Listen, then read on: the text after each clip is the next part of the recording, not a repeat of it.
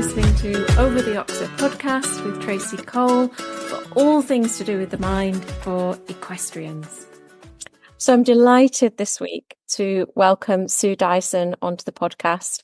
Sue doesn't actually need an introduction, but I am going to give her one.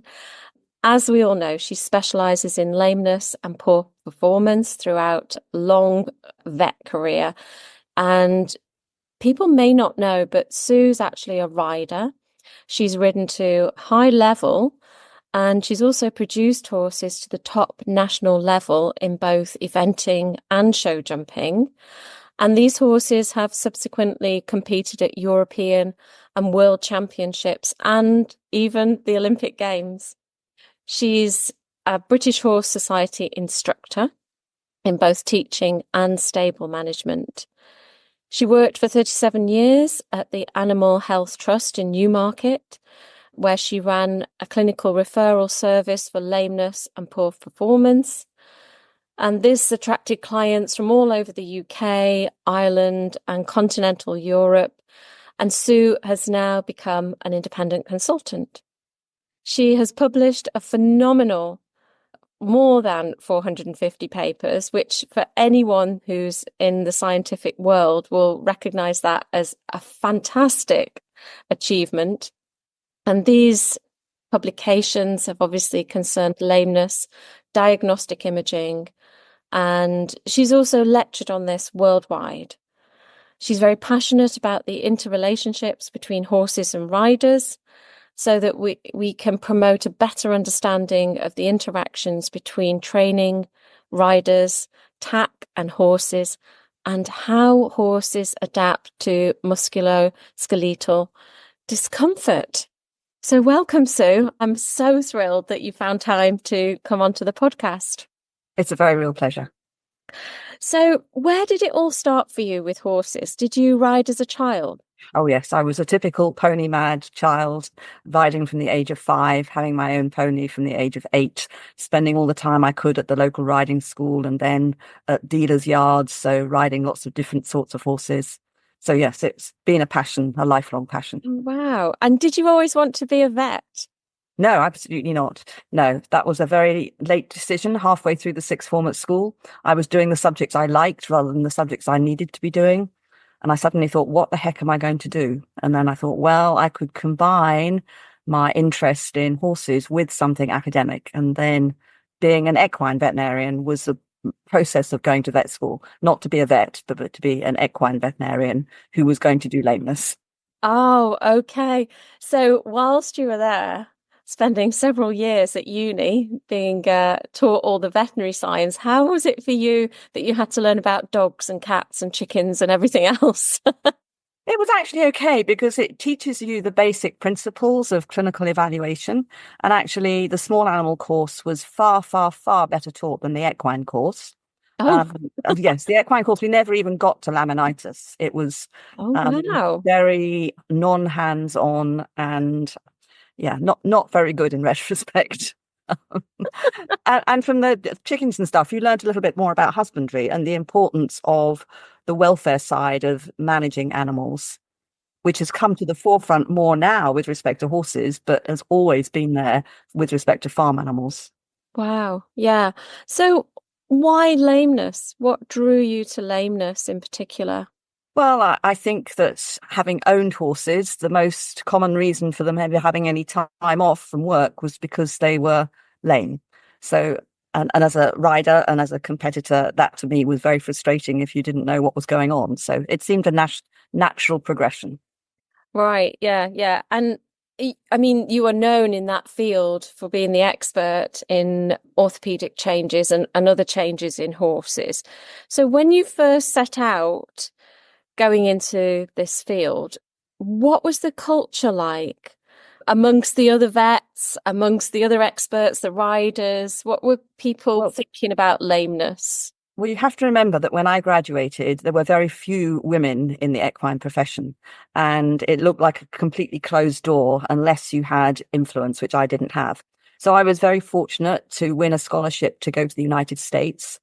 And I worked at the University of Pennsylvania for 2 years as an intern. And that gave me a phenomenal exposure to all sorts of experts. And I happened to meet up with various other specialists who were based locally, who exposed me to upper level horses and lameness and how to investigate it properly. So when I came back to the UK, I kind of had this basic grounding about how to investigate lameness. And then having been a rider, I felt that we were missing the plot if we didn't see horses ridden as part of poor performance or lameness evaluations, because if a rider said to me, well, I'm having difficulties in going into canter and maintaining canter, and the only thing I could see from the ground in hand or on the lunge was this very subtle right forelimb lameness on the lunge on a right rein, that didn't fit with difficulties in going into canter. And yet when I saw the horses ridden, I could see a completely different picture. And that, to me, was very, very important, that you needed to see the horse doing the things that it found difficult and investigate that, not an esoteric right forelimb lameness only seen on the right rein on a concrete surface, which was probably irrelevant. And then my principle was always to determine the source of pain, which we can do through clinical evaluation, but also the use of nerve blocks to find out where the pain is coming from. And there was quite a lot of resistance to this when I first was practicing, because people didn't do that, in part because the local anesthetic solutions available at that time used to create localized soft tissue swellings on the horse's legs, which people hated, which I hadn't experienced when I was in the United States. So I got involved with a pharmaceutical company based in Sweden that had the same sort of local anesthetic solution, and they provided me with that. And then I could document that we were not getting any soft tissue reactions. And then that drug got licensed in the UK because of what I'd done. And that built on to the fact that vets now felt more willing to use the local anesthetic solution because there were no adverse effects. So slowly there was progression and acceptance that this was a way to progress with lameness evaluation. But it's taken a very long time to persuade vets that they should see horses ridden. And some vets still don't see horses ridden because they don't understand the need to, because they've never been taught that they need to or how to examine horses being ridden. Yeah, that's just now in the 21st century, hearing that's just crazy, isn't it?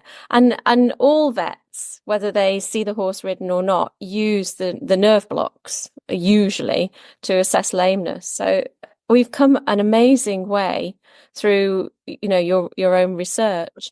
And throughout this time then, were you still riding and producing horses? You still had that on the side as well as all the veterinary work? I did, yes. And I think that was very important to me because, one, it put me out in the public. So when I came back from the States, nobody knew who I was, but I was fortunate enough to produce several horses from novice through to advanced level. So the commentators got to know who I was, and they would make reference to me when for example, I was going cross country, which would attract clients, and then clients talk to each other. So by word of mouth, the client base escalated with some very good riders, which were really fun to work with. So yes, it was a mutually compatible thing to be doing both, although sleep was short and my diet wasn't very good either. Brilliant. So did you event or show jump or do a bit of both? I did a bit of both. I think that I always felt that eventing was my passion, but I felt that the horses needed to go out and show jump at a higher level at which they were required to do in eventing in order to be better in show jumping sphere. And I always wanted to do things well. Didn't necessarily need to win, but I wanted to do things well. So going out competitively show jumping was part of that training process.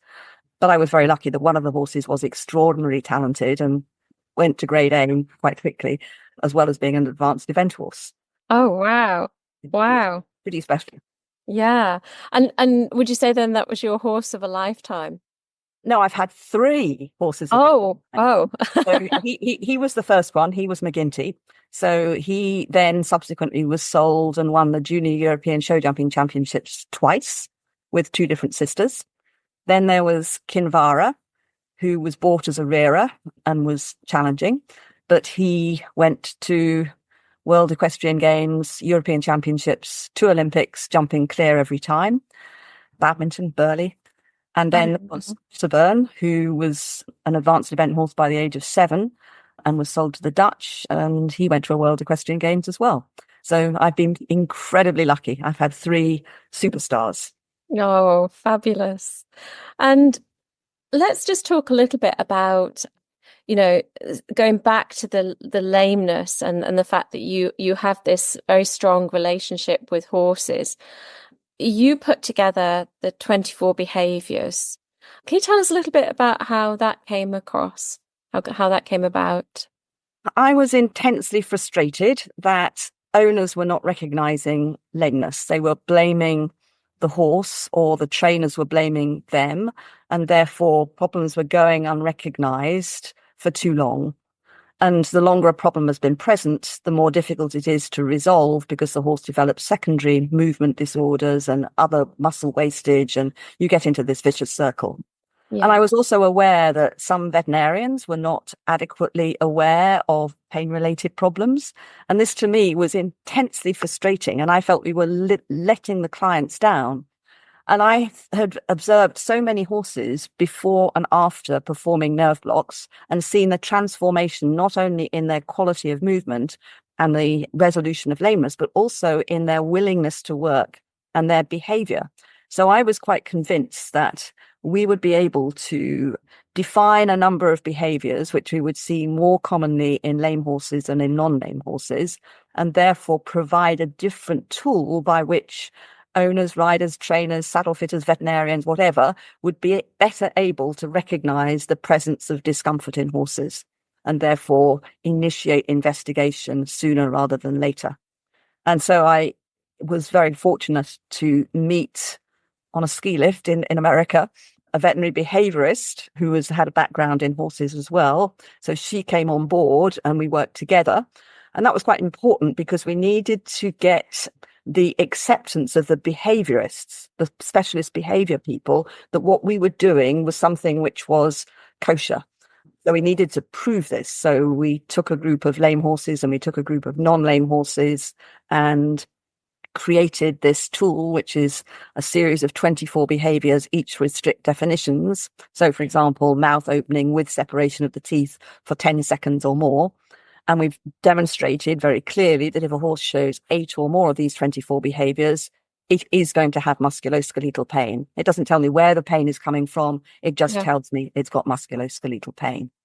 And we know that these behaviors are not habitual by and large, because if we take away the pain by nerve blocks, we see immediate resolution of most of these behaviors or a reduction in their frequency of occurrence. So it's not habitual. There is a causal relationship between the behaviors and the presence of pain. And I suppose that's what I was going to ask you, that, some horse owners or people around horses will say, well, that horse is just grumpy, or that horse is just marish. And like you say, if you do the nerve blocks and those behaviors disappear, then it isn't them just being grumpy, is it? And things like that. Other kind of ways that we anthropomorphize horses, it's inaccurate, isn't it? A lot of the time. Completely. But we're living in an archaic sport, I think. When I grew up being taught that the horses were grumpy, unwilling, lazy, stressy, without anybody questioning that this could be anything other than normal for horses. Yeah. I don't think it is normal for horses. If horses are treated appropriately, managed appropriately by us, and also they are pain-free, they do not show these behaviors. Now, some are more extravagant movers than others, obviously. They have different athletic abilities, but that should not alter their behavior. And I think that the whole equine world has been dominated by these myths that these attitudes towards horses are normal, when in fact they're not. Yeah, and just ride on, because like you say, they're misbehaving, they're being lazy, they're trying to get the better of you. All of these things out there, they know what they're doing it on purpose. They're purposefully obstructive in some way. Yeah. Yes, I don't think we should undermine their intelligence, because I think they are intelligent, but to suggest that they are doing premeditated things to annoy us is ridiculous. Yeah. So These 24 behaviours now, how widely are they used as a checklist by other professionals? I think it's been a gradual progression. Yeah. Obviously, when we started, there was a lot of opposition because they said, "Oh, Sue, she's just being crazy." And there was a lot of resistance, particularly, I would say, with the older male members of the veterinary profession. Yeah. But things are changing, and they are changing globally. So Yeah. I say that this piece of work, or this series of pieces of work that we've done, have been accepted worldwide and are being used increasingly by riders and trainers and saddle fitters and physiotherapists and veterinarians. But there are still resistant groups. There's no doubt about that. So if you were to take, for example, the upper level coaches in this country, Mm. you still hear them too much blaming the horse or the rider. So we've got a few more hills, if not a mountain, to climb. So I want to just give a plug to that video that does show people the 24 behaviours. It's called 24 Behaviours of the Ridden Horse in Pain, Shifting a Paradigm in Lameness. And it's on YouTube and it's free and it's only about 35 minutes. But I think it's so important for horse owners to see that video because it's beautifully produced. And there's a rider there, and I've forgotten her name, but she has a horse that has a problem, and it takes you through the behaviours, doesn't it? And shows you how then you can't locate the problem from the 24 behaviours, or certainly not very easily, but then you move on to do the nerve blocking, and you can isolate where the pain's coming from. So I will put that in the description box so people can have a little watch of that. So I suppose I want to ask you the opposite then. Can we tell when horses are happy in their work, when they're enjoying what they're doing? Can we do that at all? Well, I think we can, because it's almost the reverse of the 24 behaviours. And we did actually do a study when we looked at horses in competition. So we had well over 1,000 horses, approximately 805 of which I thought were working comfortably. And so we were able to demonstrate the attitudes of those horses. So they would generally have their ears forward or their ears rotated to the side, for example. They wouldn't swish their tails continuously. Their head position would be still. They would willingly respond to cues. So I think we can recognize it. We just need to be aware and have our eyes open and look at what is in front of us. Because I think that, again, it's changing a mindset of people so that they observe and think about what they're observing. And if a horse does not want to do something, they ask themselves why, rather than trying to make the horse do something. So yes, I think we can recognize those pain-free horses if we look for them, because they do look so much more engaged in their work. And I do believe happiness is an anthropomorphic term again, but I do think that they are willingly working with us, cooperating with us, because I think they get stimulation, they get chemicals released in the brain that make them feel good. It's like us. If we go for a run, you get release of endorphins and you feel better. You might feel tired, your muscles might ache, but you still feel better mentally. And we have evidence that the same applies to the horse. Fabulous. I mean, anecdotally, I know from my own horses that they just have a spring in their step. You know, if you put some jumps out and it's a horse that loves jumping, I know that horse is ready to go, probably more ready than I am.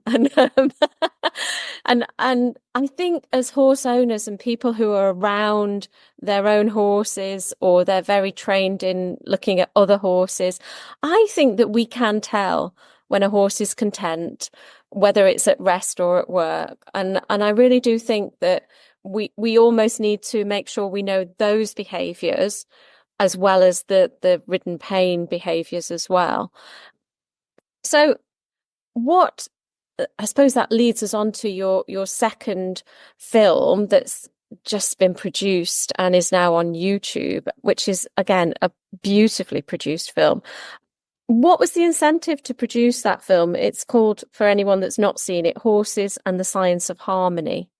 Well, my co-producer, Catherine Lauritsen, and I were brainstorming after the production of the first documentary. And I said, I think we really need to do something which demonstrates that horses can work comfortably, but we need to do it telling a story. And we need to, we need to introduce science to educate people about how horses learn and how they use their various senses. But we can't just produce a factual based film because that doesn't draw people in. So you have to tell a story. But the real aim was just to demonstrate that we can have, as people, a harmonious relationship with our horse. But that involves not just how we ride it, but how we manage it on a day-to-day basis and pay attention to its mental well-being and its physical well-being.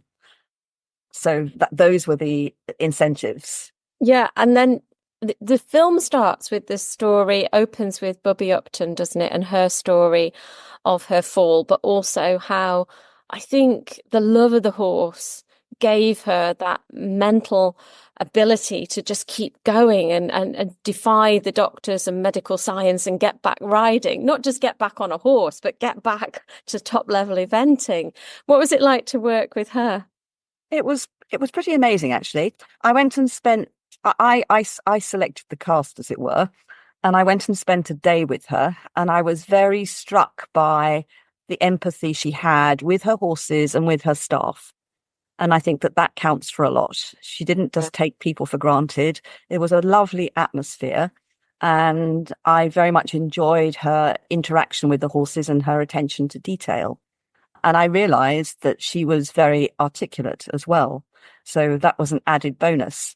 So when we did the film, she was non-scripted. She had no idea what questions we were going to ask, which bits of the day days we would be filming. So this was just her in action. And I would ask her questions, or Catherine would ask her questions. And the answers she gave were almost always a lead in to some scientific area that we wanted to introduce. So we were very lucky with her selection, and she is such a positive person, and her resilience is quite remarkable. So you go from Bubby, and I can't remember the order now, but you segue into the science, as you say, and we get to talk about or learn about the senses, the 5 senses that the horse has, and how much more refined they are than in us, which is incredible. I mean, one of the things that I found absolutely amazing was Janet Jones was describing how a horse can detect 5 single dandelion seeds on its skin. I mean, and we can't detect one. I mean, if a dandelion seed lands on you, you don't know about it unless you see it. So it's just incredible. So I suppose that takes us on as riders into thinking about our aids and the softness again of our aids. And I suppose we're coming back again to the welfare and the harmony of the horse as well. And was that your intention to show that the horses are so able to use their senses, whether it's their hearing or their sight or whatever it might be, and for us then to appreciate them not only as animals but also as our partners? Absolutely, because I think that for me, a harmonious relationship is if you're kind of feeling that you do everything empathetically together. But in order to do that with the horse, we have to understand what they are experiencing in their environments, which is not the same as what we're experiencing in our environments. So people, for example, can't understand why some horses are so reactive to clippers. But clippers emit ultrasonic sounds that are beyond our ability to hear. And it may be those sounds that are scary to the horse. And once you begin to understand those things, you can adapt the way you introduce clippers accordingly. And I think that deals everything we know about horses. We almost need to relearn, I think, with respect to better knowledge about their behavior and how animals learn. And it's I don't want to go down the avenue of learning theory, because I think that confuses people. Positive reinforcement, negative reinforcement. Just reward the horse, or just apply a cue and remove it immediately, because that should be sufficient. And I think when we learn more about their sensitivity in terms of their sensitivity to touch, you can then appreciate why a light cue should be sufficient to communicate, Yeah. as long as it's clear enough to the horse and you're using different cues for different movements. So, and touch is also related to kind of the adaptation to your posture and your weight distribution. Because if they can adapt to a fly, how are they going to think about if you are a 70-kilo rider sitting off to one side? Of course, that's going to compromise the way they move and predispose to the development of problems. So it brings together the horse's senses, the rider appreciating those senses and adapting accordingly, and also giving the rider some level of responsibility as a rider. They are an athlete in this partnership. And I think that sometimes gets overlooked, that the riders don't take sufficient responsibility, both from how they are mentally approaching the job and also physically their readiness for the job. Yeah. And that was on the video as well, isn't it? That's Charlie Unwin was saying so many riders who perhaps don't compete, perhaps they hack down the lane or they school at home, or perhaps they do compete, but they don't think of themselves as an athlete because they think that's the professional, the elite riders. And so they don't treat their bodies and their mind like a professional. And therefore they're not quite as prepared, if you like, to ride the horse. And that could be just from a practical point of view, that they would get more out of their riding if they did. But also it's the partnership, isn't it? That the horse would have to compensate for various lacks in the rider, whether that is that the rider is scared, or that the rider is, like you say, the posture is a little bit out of alignment. That these beautiful animals are so forgiving, really, that they will compensate for all our lacks. Yeah, they're probably too forgiving, they're too compliant, and that's a bit because they are prey animals, so they've learned to conceal their obvious emotions and their obvious gait abnormalities because they don't want to be lunch for the lion. They need to be able to hide these emotions. And with these two videos that you've now put out, and with also the plethora of publications that you have behind you, do you feel that this is now a significant contribution to the buzzword of today, if you like, the social license?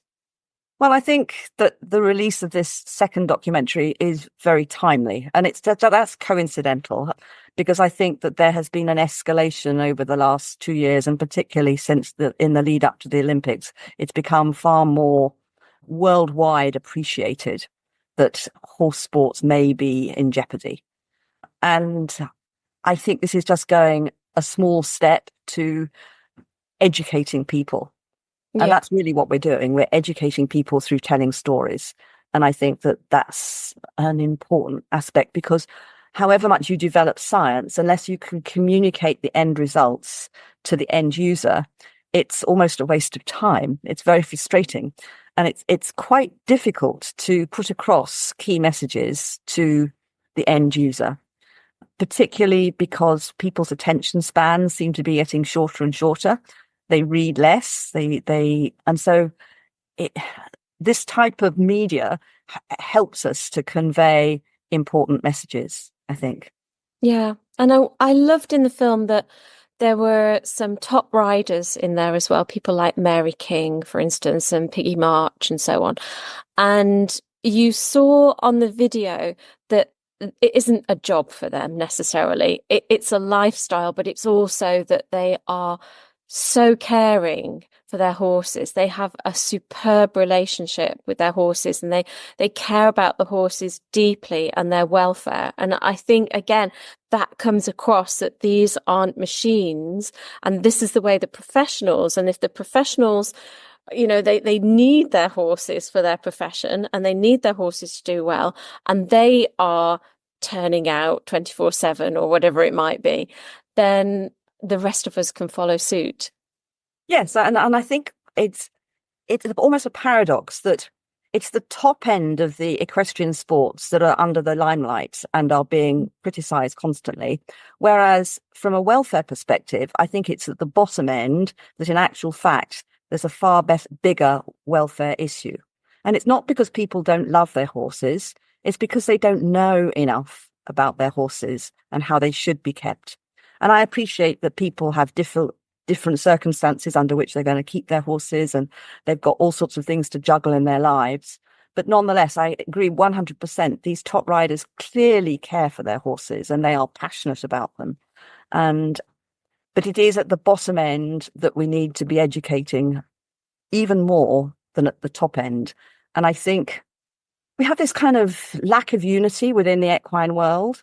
You have the people who are criticizing the top end, and then you have the people who I call the horse huggers that are against bits, bridles, nosebands, shoes, and even riding horses. And I don't empathize with those people. I can see their point of view, but I feel that horses do benefit from the care that we give them, and they do benefit from training and being ridden.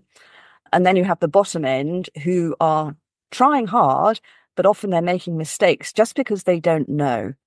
And we have to address that bottom end, and we have to address it from children onwards so that they are taught how we should be doing things better. Yeah.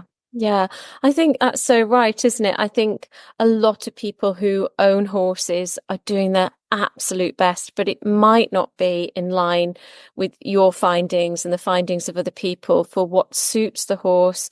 And although they are domesticated, they still retain quite a lot of their wild nature as well, that we can somehow find a happy compromise so that we are caring for them in the best way, not that we can, but that the best way that we should be doing, if you like, rather than, well, I can't turn my horse out because I don't have time in the day or whatever it might be, or I don't want them to wreck rugs. That might be the best for one person, but it's not the best that person could actually do it to stretch. You know, I do feel that a lot of riders and horse owners, this is probably quite controversial, but they do it more for their own convenience than for the horses, Yes, horses' they're welfare. sometimes misguided in that we could ask, does the horse need to have rugs on? Face an obesity crisis in horses, we could help to manage that obesity crisis if the horses had to use some of their body fat to keep warm, rather than being over-rugged. And if they're over-rugged, they are going to destroy their rugs, probably. Think about why are they doing these behaviors, that there generally is an underlying reason. And if we can understand that reason and change the situation in which the horse is, some of those behaviors may regress. And then there's a lot of peer pressure to do things, which is not necessarily the right peer pressure. But we can't underestimate the misconceptions that are put across. So when I see people asking questions on social media and the plethora of results that come through, some of which are completely misleading, it really concerns me that so many people are being influenced by others who don't really know. And this is a problem. Yeah, definitely. And so I suppose to round off then, because these two documentaries are free, they're on YouTube, they're extremely accessible for everybody, and they're easy to watch. It's not like sitting down to watch a science lecture or anything like that. They're lovely to watch and so informative. And because, like you said, it's telling a story as well, both of the videos tell a story, then you put it in context and you're already, the cogs are whirring in your own mind because you're thinking, oh, right, well, I've come across that before. And hopefully then we can spread the word about these videos and help people to understand more and more about the horses. Are there any more videos in production or in the pipeline? These cost money to produce. In serious amounts of money. I will have got nothing out of the production of this last video, despite the many hours put in for it. Oh gosh. So we are dependent on sponsorship. even we're planning on putting together bonus footage related to the most recent documentary. But even for that, we're seeking financial support to do it because Catherine, it is her living to make films, and I can't expect her to do something for nothing. I can make the choice to do something for nothing, but I can't make that for Catherine, and she is a key element in this team. So we have other ideas, yes, of what we would like to do, but we are dependent on resources. Well, if I win the lottery, I'll let you know. Please do. Well, thanks ever so much, Sue. That has been absolutely fantastic. I've learned so much. Thank you so much. I will put all the links down in the description boxes so people can watch the videos and learn so much more. Thank you so much. You're very welcome. It's been a pleasure.